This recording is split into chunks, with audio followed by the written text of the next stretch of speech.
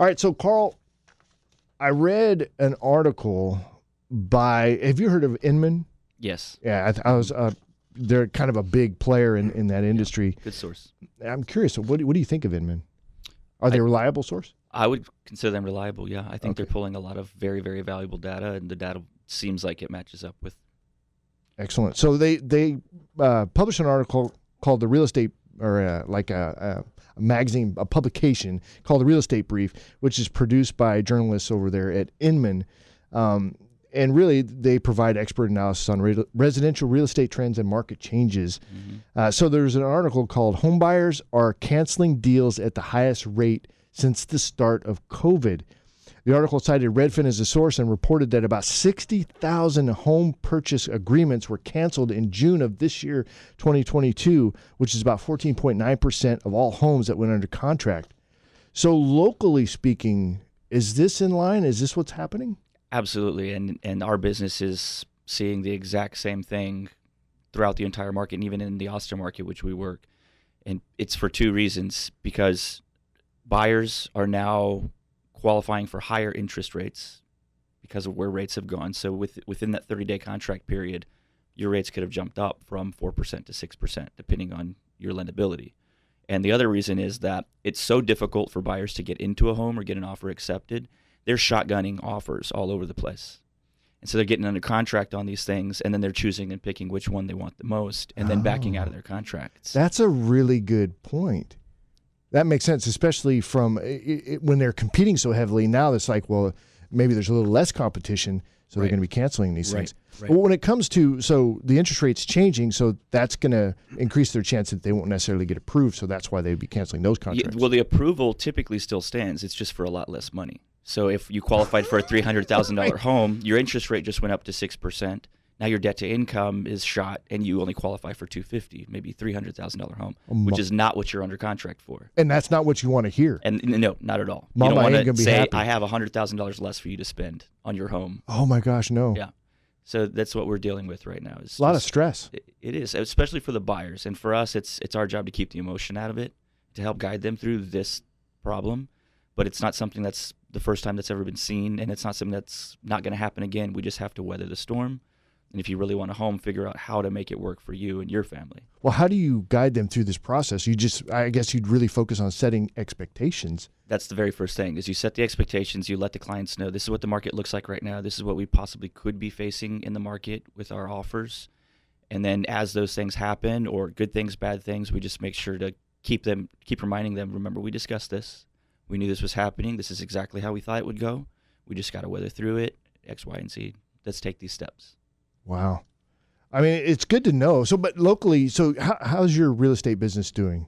Real estate business is fine, except that we're in a little bit of a lull right now. We still have all of our clients just kind of still hanging in there. We're keeping everybody positive, but we're in a lull because people don't know what's happening with the economy. People are fearing a looming recession, interest rates like we just talked about. Mm-hmm.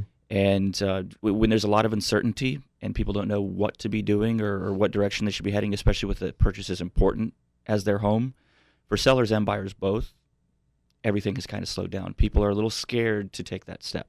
Is it still a seller's market?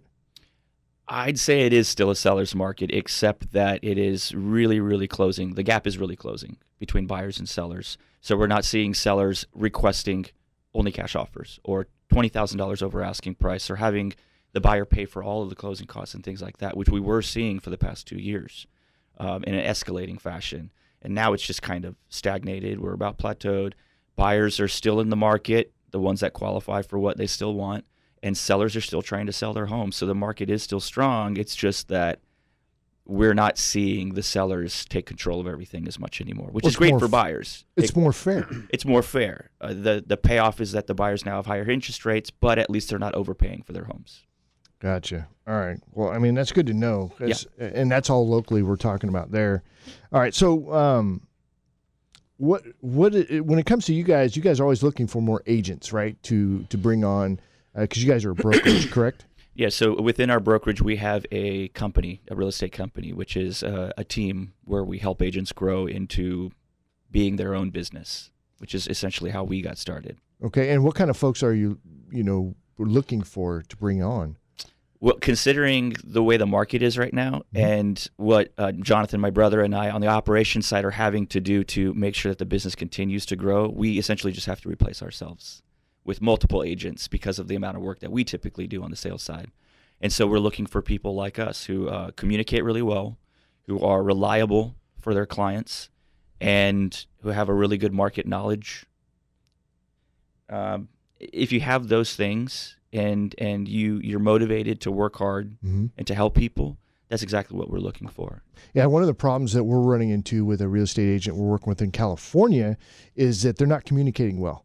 So like an offer will come in and they don't even, so when you guys get an offer in, does a real estate agent call the homeowner and say, hey, we just got an offer in, I'm going to be sending it over to you? I mean, that seems like very basic standard stuff. Very basic, which is why it's part of every initial conversation when we're setting those expectations. We ask all these questions. How would you like this transaction to go? Because this is your transaction. I'm just helping facilitate it. Right.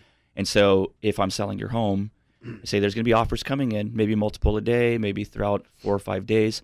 Would you like to see those as they come in? Or do you want me to just to get them all together, record all the important information so that we can go through them line by line in a very easy way at the end? Either we can deliver them to you right away as they come through so you can see what's going on, you're not overwhelmed at the end, or if you'd prefer just not even to look at them, we put them all together, I show you the best ones, we can do it that way too. Okay, that's good because at least you know. Setting the expectation is huge because when, as a seller, we're out there kind of just like, we don't know quite what's going on. We're not really hearing from the real estate agent. Could be, or they're just emailing stuff and it could be, a half a day later or whatever. It's like, I know my wife wants that stuff like right now. Exactly. Because if you put yourself in your buyer's shoes or a seller's shoes, whoever, the buyers are typically up till 2 in the morning or 3 in the morning on Realtor.com or Zillow or something. Like they are thinking about it all day long. Oh. You have to be thinking about them and what they're thinking about all day long. And if like your wife, she wants to know what that information is as soon as that information is available. It's because she's thinking about it the whole day. Like, what's going on? How's our transaction? Is this going right?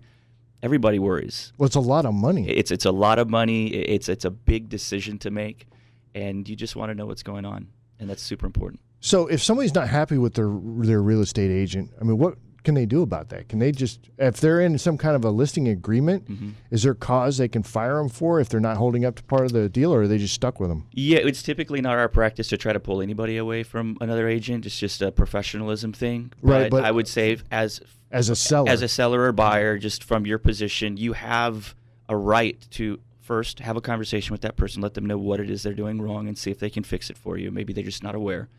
And 2, to say, you know what, I don't think that we're a good fit. It's a relationship. It's okay. I don't think that we're a good fit. Can you send me the buyer representation agreement as well as a termination document? I'd like to, see if someone else might be able to help me a little better. So let's talk real quick about, so I know you guys do investment stuff, right? And you guys you're putting together investment groups and stuff like that, right? So if somebody's thinking about getting involved in real estate investing and they don't have a whole lot of money, is that something that is happening here in San Antonio? How would somebody even start something like that? Yeah, absolutely. Well, firstly, if you don't have a lot of money, the first thing you want to do is try to find more money. Love it. You have friends, you have family. Like, everybody wants to invest in something. How much do they need? Let's say you need $22,000 to get into an okay home. It might need a little bit of work. But to the point of a conversation we had on a previous show about the 203K loans, not to get too deep into it, but if you have 3.5% down, like a normal FHA loan, you're having trouble finding a home, look into the renovation loans, such as a 203K FHA loan, because the bank will give you some money to take care of those cosmetic things, which will put you in a much better market because now you're not just looking at homes that are move-in ready. You're looking at homes that maybe people don't want because, 1, they don't know about the renovation loans like now you do, and 2, they just don't want the project. They don't want to have to deal with moving into a place and having to still fix it. So if you don't have a lot of money, talk to your real estate agent about, 1, how do I get more money? And 2, what other programs besides the ones everybody else knows about can I utilize with my situation to be able to actually get into a home, even if it's not move-in ready? Right, and you would have answers if they're like, well, how do I get more money? Because I would tell them, go get a job or start a business. But you would be like, well, we have the 203K loan type. Yeah, we have these ways. Different programs. Like if you cannot get more money on your own privately, we have programs through our partner lenders who help you get into a home with very little money. Yeah, but you probably put some sweat equity into it, manage a project, add value to the home. Yeah, exactly. If you do it on your own, you manage the project and you hire contractors. You hand her hire handyman, home improvers, or you have a contractor that just takes care of it all for you. Depending on the 203K loan type, with a regular 203K loan, which is limited, you only get $30,000, so you can take care of that stuff on your own. With a larger 203K loan, you have to hire a contractor, has to get approved by HUD. You can only participate 10% in that renovation by the costs. And so it is a little bit different, but that's why it's so important to speak with someone who knows about all the programs and things and the limitations. Yeah, go with and the also pro. how you can actually use it. And that's you guys, right? And that's us. You guys know that's all us. All right, if somebody wants to get in touch with you, how do they do that? You can find our website, silvapropertygroup.com. My phone number is the easiest way to reach me by text or call. It's 210-330-9654. And on YouTube at Silva Property Group. Awesome. Thank you, Carl. Appreciate you. Thanks, Mark.